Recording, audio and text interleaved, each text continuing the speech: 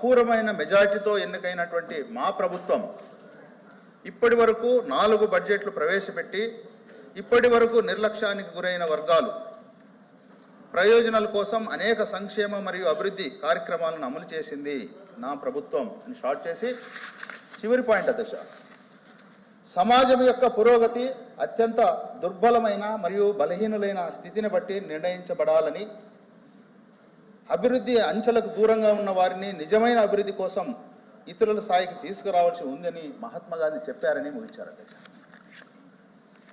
అధ్యక్ష, ఈ ప్రసంగం గవర్నర్ గారు చదివేటప్పుడు నేను గమనించాను అధ్యక్ష. చాలా మధ్యలో 3 సార్లు నీళ్లు నమిలారు అధ్యక్ష, క్షమించాలి అధ్యక్ష, నీళ్లు తాగారు అధ్యక్ష. అంటే నాకు అనిపిస్తుంది అధ్యక్ష, ఆయన రిటైర్డ్ చీఫ్ జస్టిస్గా పనిచేసినటువంటి గవర్నర్ గారు నేను అబద్ధాలు చెప్తున్నానేమో అని ఒక్కొక్కసారి ఆయన స్వరం పనిచేయకపోగా ఈ అబద్ధాలన్నీ కూడా ఆయన స్వరం పలకలేకపోతే నీళ్లు తాగారు అనిపిస్తుంది అధ్యక్ష. ఇక విషయానికి వస్తే అధ్యక్ష, అందులో కీలకమైనటువంటి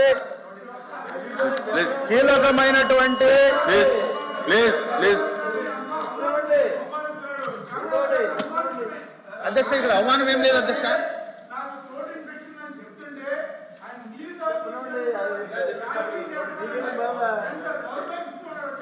అందుకోసమే క్షమించమని చెప్తున్నాను అధ్యక్ష. నీళ్లు తాగాడని అధ్యక్ష, ఫస్ట్ నీళ్లు నమిలాడన్నాను అధ్యక్ష, తర్వాత నీళ్లు తాగాడని చెప్పాను అధ్యక్ష.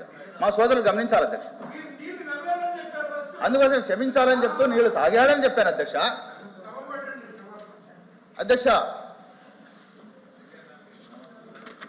గవర్నర్ గారు పదే పదే మా ప్రభుత్వం నా ప్రభుత్వం అని చెప్పాడు అధ్యక్ష. మొదటి బడ్జెట్లో ఇచ్చినటువంటి మేనిఫెస్టోలో కానీ మొదటి ప్రసంగంలో కానీ ముఖ్యమంత్రి గారు చెప్పినటువంటి మాటలు కూడా మనం విన్నాం అధ్యక్ష, మీరు కూడా చూశారు. ఇప్పుడున్నటువంటి ముఖ్యమంత్రి జగన్మోహన్ రెడ్డి గారు నేను విన్నాను, నేను చూశాను, అవే నా మేనిఫెస్టో అని చెప్పాడు అధ్యక్ష. మొదటి సంవత్సరం గవర్నర్ గారు చెప్పినట్లు 4 బడ్జెట్లు అయినాయి అధ్యక్ష. ఇది చివరి ఓట్ ఆన్ అకౌంట్ అధ్యక్ష. ఇందులో ముఖ్యమంత్రి గారు విన్నటువంటి అంశం రాజధాని అంశం అధ్యక్ష. 5 కోట్ల మంది రాజధాని లేదు అని అర్థనాదాలు చేస్తుంటే ఏం విన్నాడో మాకైతే అర్థం కాలేదు అధ్యక్ష. కనీసం నిన్న గవర్నర్ గారి ప్రసంగంలో రాజధాని గురించి ఒక పాయింట్ వస్తుందని కూడా ఆశించాం అధ్యక్ష. 5 కోట్ల మంది ఆలోచన చేశారు, ఎక్కడ కూడా రాలేదు అధ్యక్ష. అదే విధంగా ఆంధ్రప్రదేశ్ జీవనాడైనటువంటి పోలవరం ముఖ్యమంత్రి గారు నేను చూశాను అని అన్నాడు అధ్యక్ష. మరి పోలవరం చూశాడో లేదో తెలియదు అధ్యక్ష. పోలవరం సబ్జెక్ట్ ఇంతవరకు రాలేదు అధ్యక్ష. అదేవిధంగా మెగా డిఎస్ ఇస్తామన్నారు అధ్యక్ష. నిరుద్యోగులు ఈరోజు రోడ్లపై పడే పరిస్థితి వచ్చింది అధ్యక్ష. అదేవిధంగా మద్యపాన నిషేధం అంచెలంచెలు నిషేధిస్తున్నారు అధ్యక్ష. మరి ఇంతవరకు కూడా నిన్నటి బడ్జెట్ ప్రసంగంలో మీరు చెప్పినట్లు 50 పేజీలు, మా దగ్గర ఉండే తెలుగు 34 పేజీలు, ఇంగ్లీష్ 39 పేజీలు, ఎక్కడ కూడా మద్యపాన నిషేధం సంబంధించి గవర్నర్ ప్రసంగంలో లేదని మీ దృష్టికి తీసుకొస్తున్నాను అధ్యక్ష. ఇక ఇందులో మొత్తం 127 అంశాలని 8 పార్ట్లుగా విభజిస్తే అధ్యక్ష, అందులో ప్రధానంగా విద్యకు సంబంధించి వైఎస్ఆర్ ప్రభుత్వం ముఖ్యమంత్రి జగన్మోహన్ రెడ్డి గారు పదే పదే చెప్పే అమ్మఒడి, రాష్ట్రంలో 80 లక్షల మంది విద్యార్థులుంటే కేవలం 44 లక్షల మంది మాత్రమే ఈరోజు అమ్మఒడి ఇచ్చే పరిస్థితి అధ్యక్ష. 5 సంవత్సరాలు కంటిన్యూగా ఇస్తామని హామీ ఇచ్చారు, 1 సంవత్సరం ఎగ్గొట్టారు అధ్యక్ష. దాని నుంచి 6,500 కోట్లు కోతపడింది అధ్యక్ష. అదేవిధంగా ఒక్కొక్కరికి 15,000 రూపాయలు ఇస్తామని చెప్పి 13,000 మాత్రమే ఇస్తున్నారు. దీని నుంచి ఒక్కొక్కరికి 2,200 కోట్లు, మొత్తం కలిపితే 9,250 కోట్లు అమ్మఒడి కోతపడిందని మీ ద్వారా నేను తెలియజేస్తున్నాను అధ్యక్ష. అదేవిధంగా నాడు నేడు ముఖ్యమంత్రి గారికి ఎంతో ఇష్టమైనటువంటి నాడు నేడు స్క్రీన్లో చూపించడం మనం అంతా చూసాం అధ్యక్ష, అన్ని ఛానళ్ళు చూసాం అధ్యక్ష. కానీ మొత్తం నాడు నేడు ఖర్చు చేసింది 16,000, మొత్తం ఖర్చు 16,025 కోట్లకు గాను ఖర్చు చేసింది 7,163 కోట్లు మాత్రమే అధ్యక్ష.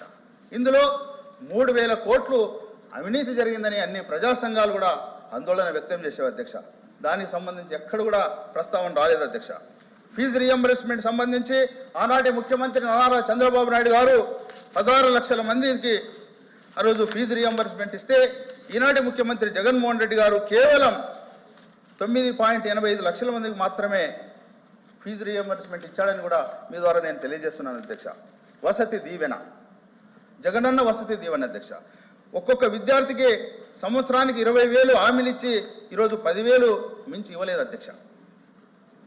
4 సంవత్సరాల్లో 8 విడతల్లో ఇవ్వాల్సినటువంటి దీన్ని కేవలం 4 విడతలకే సరిపెట్టారు అధ్యక్ష. నిబంధనల పేరుతో 17 లక్షల మందికి ఇవ్వాల్సింది కేవలం 9 లక్షల మందికి తగ్గించి ఇచ్చారు అధ్యక్ష. ఇది మోసం కాదా అని కూడా మీ ద్వారా నేను ఈ ప్రభుత్వాన్ని అడుగుతున్నాను అధ్యక్ష. అదేవిధంగా విదేశ విద్య సంబంధించి ఆనాటి ముఖ్యమంత్రి చంద్రబాబు నాయుడు గారు 5 సంవత్సరాల్లో 4,925 మందికి విదేశ విద్య అందజేస్తే ఇప్పుడున్నటువంటి ప్రభుత్వం కేవలం 4 సంవత్సరాల్లో 357 మందికి మాత్రమే విదేశాల్లో చదువుకోవడానికి, అది కూడా బడుగు బలహీన వర్గాలు ఓసీల్లో వీకర్ సెక్షన్కి మాత్రమే అవకాశం ఇచ్చిందని కూడా తెలియజేస్తున్నాను అధ్యక్ష. మధ్యాహ్న భోజనం సంబంధించి ఇంటర్మీడియట్ చదువుతున్నటువంటి వాళ్ళందరూ కూడా రద్దు చేసింది ప్రభుత్వాన్ని కూడా గుర్తు చేస్తున్నాను అధ్యక్ష. దీనికి ప్రాతిపదిక ప్రభుత్వ పాఠశాలలో 5 సంవత్సరాలు గాను 7,50,000 మంది ప్రభుత్వ పాఠశాల నుంచి ప్రైవేటు పాఠశాలకు తరలి వెళ్ళారు అధ్యక్ష. ఇది విద్యాపరంగా ఈ ప్రభుత్వం అనుసరిస్తున్నటువంటి విధానం అని కూడా మీకు తెలియజేస్తున్నాను అధ్యక్ష.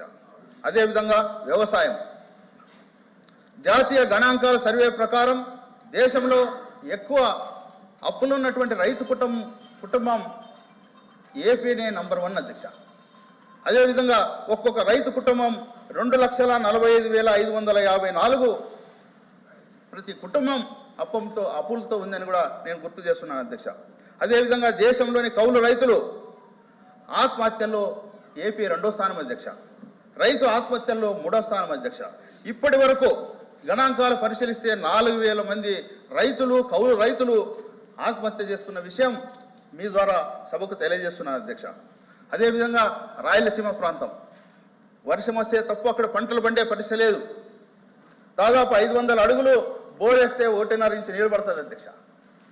దానికి సంబంధించి ఆనాటి ముఖ్యమంత్రి చంద్రబాబు నాయుడు గారు ఎస్సీ ఎస్టీ బీసీలకు 100%, మిగతా వాళ్లకు 90% సబ్సిడీతో డ్రిప్ ఇచ్చారు అధ్యక్ష. ఇప్పుడున్నటువంటి ప్రభుత్వం రాయలసీమకు సంబంధించి ఎక్కడ కూడా డ్రిప్ అమలు చేయలేదు అధ్యక్ష.